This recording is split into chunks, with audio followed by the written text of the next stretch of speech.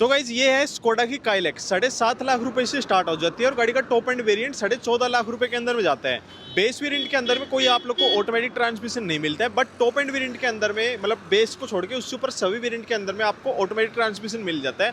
अगर आप मैनुअल से ऑटोमेटिक की तरफ में जाते हैं तो सिर्फ 1,10,000 रुपये आप लोग को एक्स्ट्रा देने पड़ते हैं। मैनुअल के अंदर में भी 6 गेयर आते हैं और ऑटोमेटिक ट्रांसमिशन टॉर्क कन्वर्टर के अंदर में भी 6 गेयर आते हैं।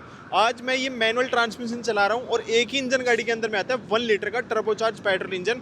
और इस गाड़ी को लेके मैं बिल्कुल एक्सट्रीम वाले ट्रैफिक के अंदर में जाऊंगा और आप लोग को बताऊंगा कि ये गाड़ी कितनी माइलेज आप लोग को निकाल के दे देती है। देखो, अगर मैं इस गाड़ी को लेके हाईवे पे निकलता या फिर कुछ में माइलेज निकालने की कोशिश करता तो वो चीज़ गलत हो जाती, बट मैं इस गाड़ी को बिल्कुल एक्सट्रीम वाले ट्रैफिक के अंदर में चला के आप लोग को माइलेज टेस्ट बताऊंगा। अभी भाई स्टार्टिंग के अंदर में क्या कर रहा हूँ, गाड़ी के अंदर में ऑटो कट तक में पेट्रोल को फुल कर रहा हूँ। चलो सर, मतलब स्टार्टिंग के अंदर में जो पेट्रोल आएगा ना, इससे अपना कोई लेना देना नहीं है, बाकी तो बाद में ट्रिप करके आएगा उससे अपना लेना देना है। और स्टार्टिंग के अंदर में ऐसे कोई पेट्रोल नहीं आया। 1.67 लीटर जो है गाड़ी के अंदर में आया है। देखो, अगर गाड़ी के अंदर में आप ट्रिप को रीसेट करना चाहते हो ना, तो इसके स्टीयरिंग व्हील से यहाँ पर कोई भी बटन नहीं दिया गया है। इसमें ट्रिप रीसेट करने के लिए इसके म्यूजिक सिस्टम से आप लोग करनी पड़ती है।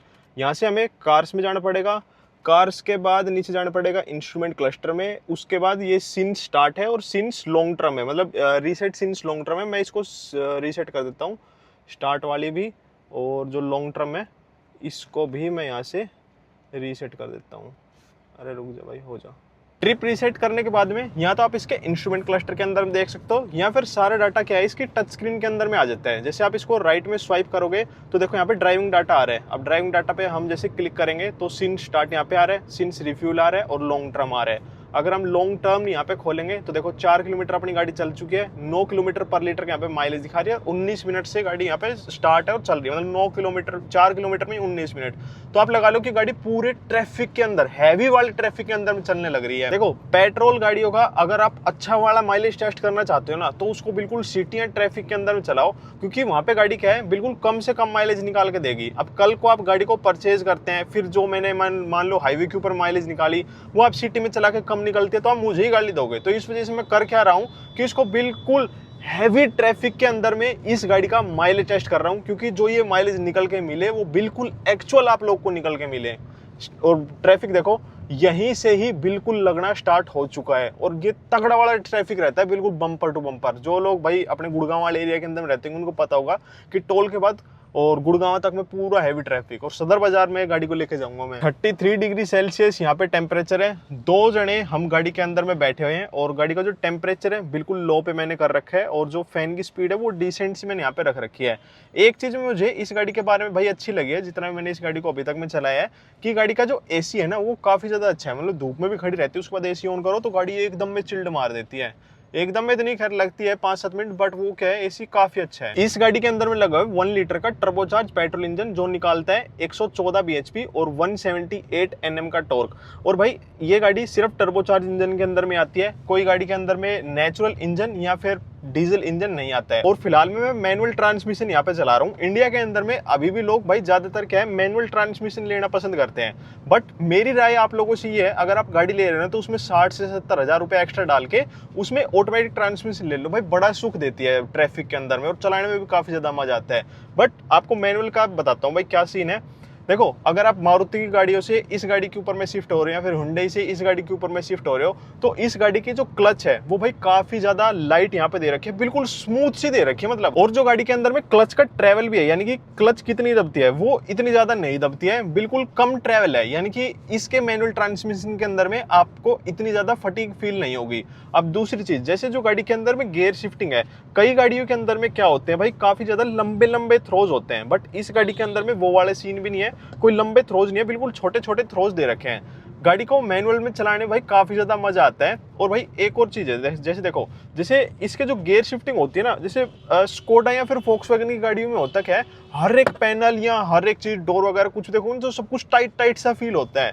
वही चीज इसके गियर के अंदर में देखने को मिलेगी। जैसे हम गियर शिफ्टिंग करते हैं ना, तो थोड़ा सा टाइट टाइट सा महसूस होता है, हम पता चलता है कि हम कोई जर्मन गाड़ी चला रहे हैं, फिर स्कोडा फोक्सवैगन की गाड़ियां चला रहे हैं। सिटी और सदर बाजार के अंदर में जो ये माइलेज दिखा रही है ना भाई, 12.5 की या फिर 12 की, अगर ये गाड़ी इतनी माइलेज सिटी ट्रैफिक के अंदर में निकाल देती है ना, तो भाई मैं मानता हूँ कि टर्बोचार्ज इंजन इस गाड़ी का बिल्कुल मजेदार है, बट रिजल्ट तो एंड में पता चलेगा कि कितनी माइलेज निकाल के देती है। फिलहाल मेरी गाड़ी चल चुकी है यहाँ पे 12 किलोमीटर 35 मिनट के अंदर में मैंने ये सफर तय किया है। और अभी तो भाई हाईवे वाले ट्रैफिक से होते हुए अब बिल्कुल सिटी वाले ट्रैफिक, मतलब सदर बाजार की तरफ मैं जाने लग रहा हूँ।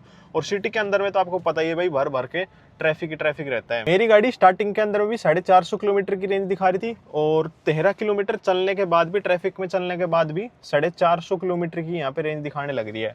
ये रेंज पता है किस तरीके से सेट है, जैसे पिछले वाले ड्राइविंग बिहेवियर से सेट है। पीछे वाले ने इस गाड़ी को कैसे पहले है उसके अकॉर्डिंग में 450 किलोमीटर की रेंज दिखा रही है। कॉम्पैक्ट एसयूवी का ना ये बड़ा अच्छा सा फायदा होता है, ऊपर से गाड़ी के अंदर में विजिबिलिटी का ये बहुत अच्छा सा फायदा होता है। देखो यहाँ पर भी पत्थर है, और वहाँ आगे की तरफ में भी देखोगे तो एक पग्गा से बना हुआ, मतलब रैंप से यहाँ पे बना हुआ है। अब गाड़ी इन दोनों के बीच में बिल्कुल आसानी से लग गई। विजिबिलिटी का यही है भाई, साइडों में से अच्छा दिखता रहा तो गाड़ी बिल्कुल आसानी से बैक हो गई।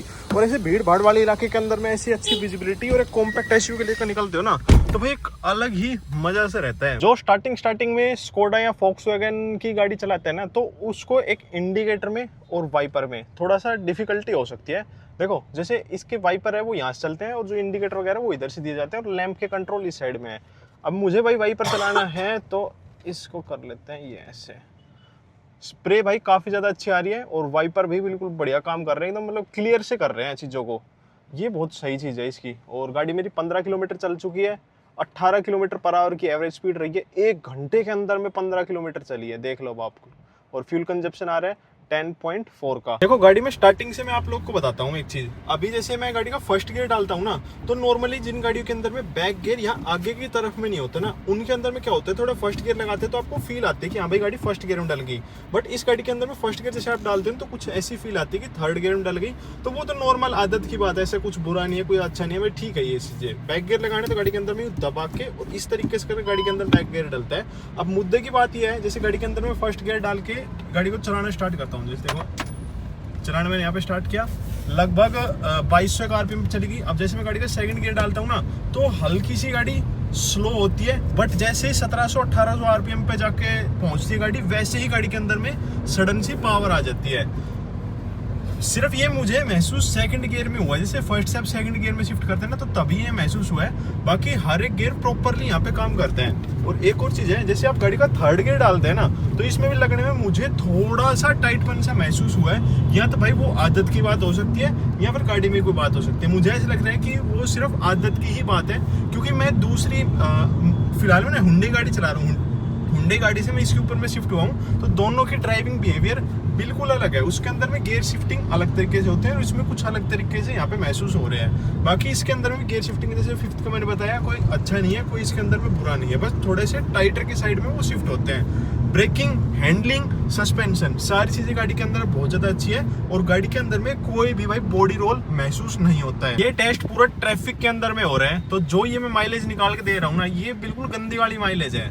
तो आप भी इस माइलेज टेस्ट को देख के गाड़ी को लेते हैं तो चांसेस ऐसे रहेंगे, या तो इसके बराबर माइलेज निकल के मिले, या फिर इससे ज़्यादा निकल के मिले। कम आने के चांसेस कम रहेंगे, क्योंकि मुझे पता है कि मैं गाड़ी को पूरे ट्रैफिक के अंदर में चलाने लग रहा हूँ। गाड़ी तो 21 किलोमीटर यहाँ पे चल चुकी है, और 450 की रेंज अभी भी ये वही दिखा रही है जो स्टार्टिंग के अंदर में मैंने फ्यूल डलवाया था।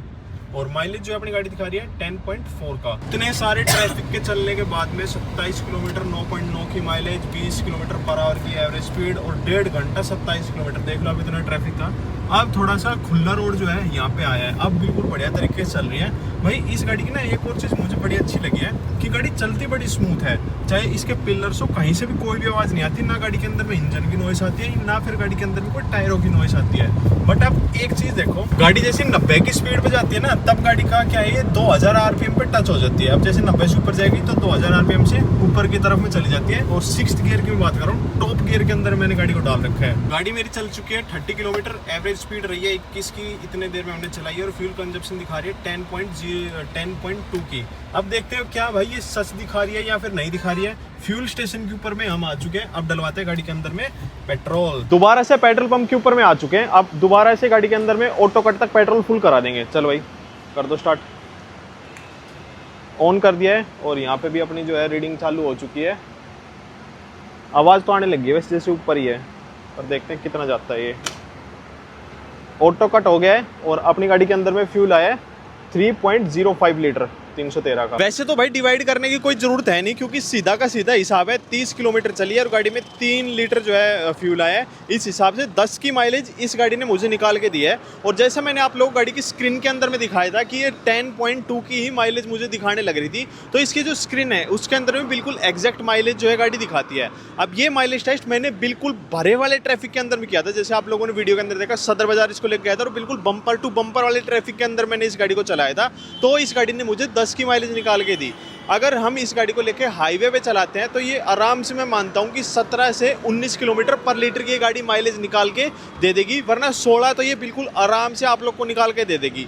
इससे पहले मेरे एक नॉन के पास में ये गाड़ी थी, उसने इस गाड़ी का माइलेज टेस्ट हाईवे के ऊपर में किया था, तो उसको 16 किलोमीटर पर लीटर की माइलेज निकाल के उसे मिली थी। और मैंने इस गाड़ी का बिल्कुल ट्रैफिक के अंदर टेस्ट किया तो 10 की माइलेज मुझे निकाल के मिली है। तो मेरे हिसाब में टर्बोचार्ज इंजन के साथ में इतनी अच्छी माइलेज भाई मुझे तो बिल्कुल ठीक लगी है, क्योंकि ये टेस्ट ट्रैफिक के अंदर में किया गया था, ना कि हाईवे के ऊपर में। बाकी आप लोग कैसी लगी है माइलेज नीचे कमेंट करके जरूर बताना। और एक और चीज़ है, जैसे आप कोई भी गाड़ी टर्बोचार्ज इंजन के अंदर में लेते हैं तो उससे आप भाई ये मत सोचो कि मुझे भाई बहुत अच्छी सी माइलेज निकल के मिल जाएगी। बेशक से कोई भी कंपनी गाड़ी हो, चाहे हुंडई की हो चाहे किया की हो, और मारुति में तो आता है नहीं, और कौन सी बच गई, बस यही लिमिटेड गाड़ियाँ, इनके अंदर में टर्बोचार्ज इंजन में भाई इतनी ही माइलेज आप लोग को मिलती है। 10 की माइलेज ट्रैफिक में, यानी कि अच्छी माइलेज, और हाईवे पे 16, 17, 18, 19 इतने की माइलेज बिल्कुल अच्छी माइलेज है। देखो ये माइलेज टेस्ट ना मैंने बड़ा छोटा से किया था, 30 किलोमीटर का। अब 30 किलोमीटर के अंदर में एग्जैक्ट माइलेज तो आती है, वो तो नो डाउट है, बट अब एक चीज देखो, शुरुआत में जैसे मैंने दिखाया था गाड़ी में पेट्रोल डलवाया था तो 450 किलोमीटर की रेंज दिखा रही थी। अब 40 किलोमीटर चलने के बाद भी ये 450 किलोमीटर की रेंज दिखा रही है, यानी कि जो गाड़ी की माइलेज है वो ट्रैफिक के अंदर में भी मुझे लगता है कि 10 से ऊपर की ये गाड़ी निकाल के दे देगी। और भाई आप टाइमिंग देखो कि 40 किलोमीटर 2 घंटे 45 मिनट के अंदर में हमने तय किया है। अगर हम नॉर्मल हाईवे के ऊपर में गाड़ी को लेकर निकलते हैं ना तो 100 किलोमीटर 2 घंटे के अंदर में बड़ी आराम से हो जाता है, बट यहाँ पे देखो 40 किलोमीटर 2.5 घंटे से भी ऊपर में, यानी कि ट्रैफिक भर भर के था। जय श्री राम, जय बजरंगबली।